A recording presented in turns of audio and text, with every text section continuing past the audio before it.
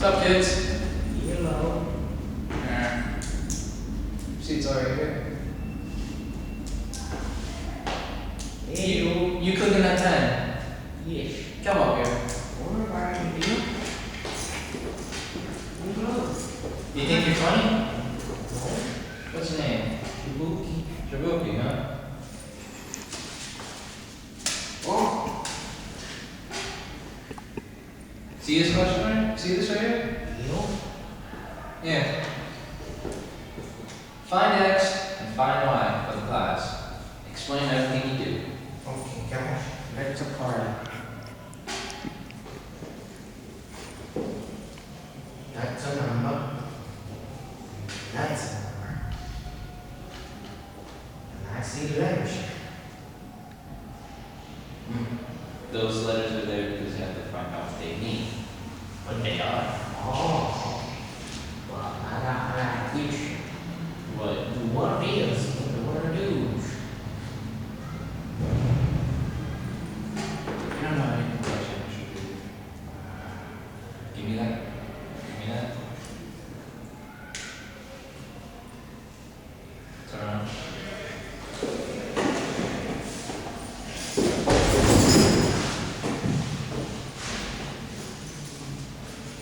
Get back to your seat. Okay. Alright, someone who isn't a complete idiot. You there. Yes. What's your name? Iroquois Pliskin. What? Iroquois Pliskin. Nice name. Anyway, let's start with the class. The isosceles triangle theorem. Well, That's an isosceles? yes, this type of triangle which has two sides which are congruent, as shown by these two things, signs, lines, whatever you want to call them, they basically show that these two things are congruent. Alright, the isosceles triangle theorem.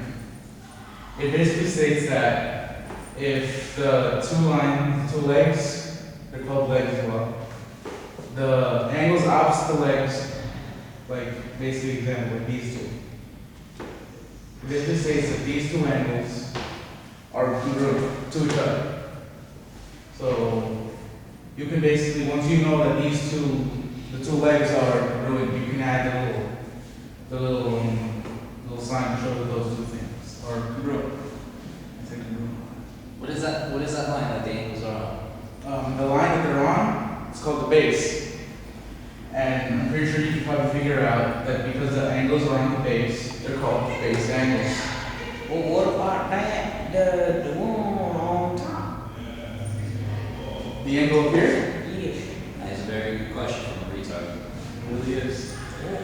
What? The angle up there, it's called the vertex angle. The reason it's called the vertex angle is because that's the angle where the two legs meet. So they create vertex angles. Oh, yo. And for this one, it can actually be seen as the same thing. So you just put the line there to there.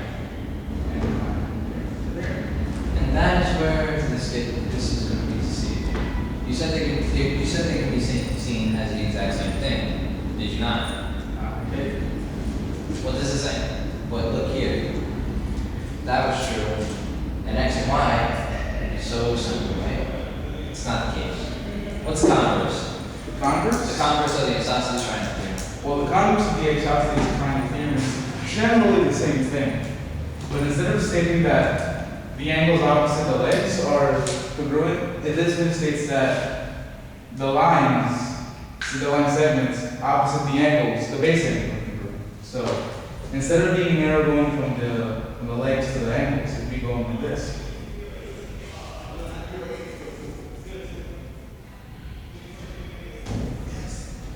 We got Mr. Neat Guy in this. It'd go from that to this way. So if the two base angles are congruent, then by rule of the converse of the isosceles triangle theorem, then the two legs are congruent too. Okay, that's good. I have that back. Thank you. You may take your seat.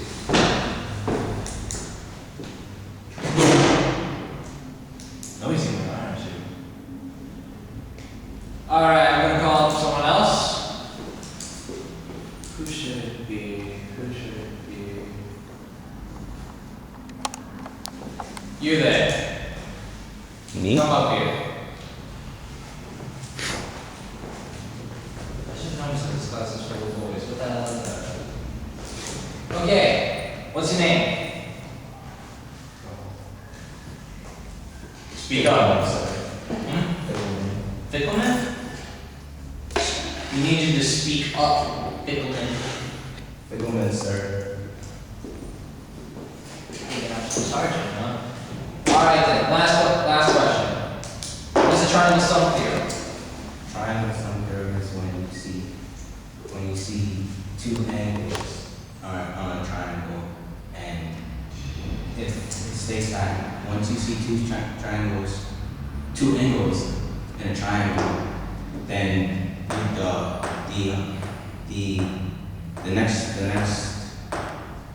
the next angle would be a number that would equal 180. Because triangle is always 180. Excuse me, I think you sort of got that wrong. You keep mentioning two angles. The triangle sum theorem involves all three angles where they have to all equal 180 in total. Sit down.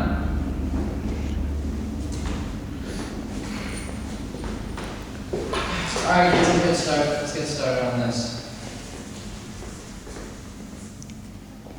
Should probably leave this on, but anyway. Since you know that a triangle is supposed to equal 180, and an isosceles triangle, from what Klitzkin has explained, these two angles are supposed to be congruent. So, let's use what we know. 180, now let's subtract 45.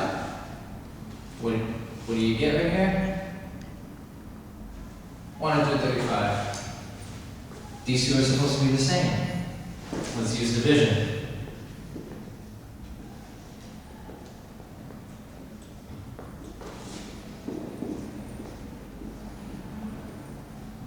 I'm going through all this just so you can understand where I'm going from.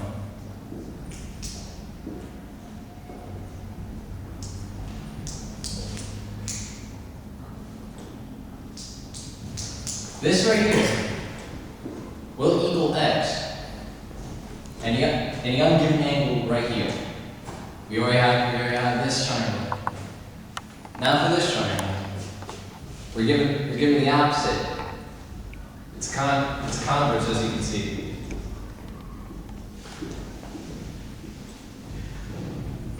Doing them together, you will get 56. Let's use what we know. 180 minus 56.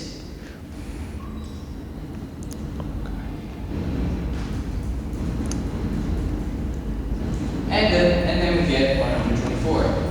That shall equal y. Man, it's crazy. Do you guys get it? I get it now. Do you get it? Shabuka, man. I get it now. Just give me another chance. Don't take me that time, please. Okay. You got it.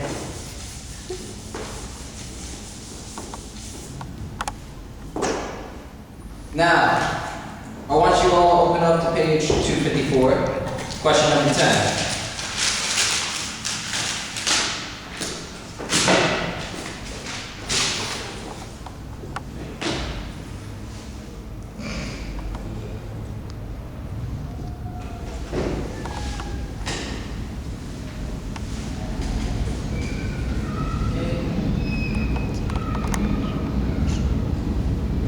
Made it a little simpler for you people, since obviously you don't seem to get it.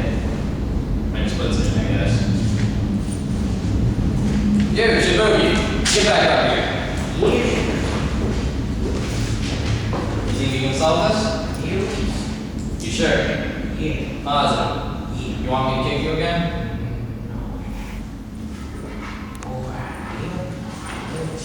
Ooh. Like the other two guys were wrong names, and I don't know how to say it, like how they were explaining that. I'm pretty sure them. So right here, I said the base angles, same. I can't say the big word, so I'm sorry about that. So, alright, this and this will be 50. Because there's something with a baseball. I think that's what base. Alright, so this will be 50 as well. And we gotta find the letter. Okay, so we gotta say the triangle thing was 180, so then it will be 80. Because 50 plus 50 is 100. So x equals 80. Yeehaw, next one. Back. Okay. See this? You said something with V. Alright. The letter is the same thing. 180. Home is B. Because there's 2 and we divide by 2. And that equals 40. Yeah. So y equal 40 because there's just 2 of them. So 40 and 40. Yeah. And here are the kids don't listen in class. No handshake? No handshake.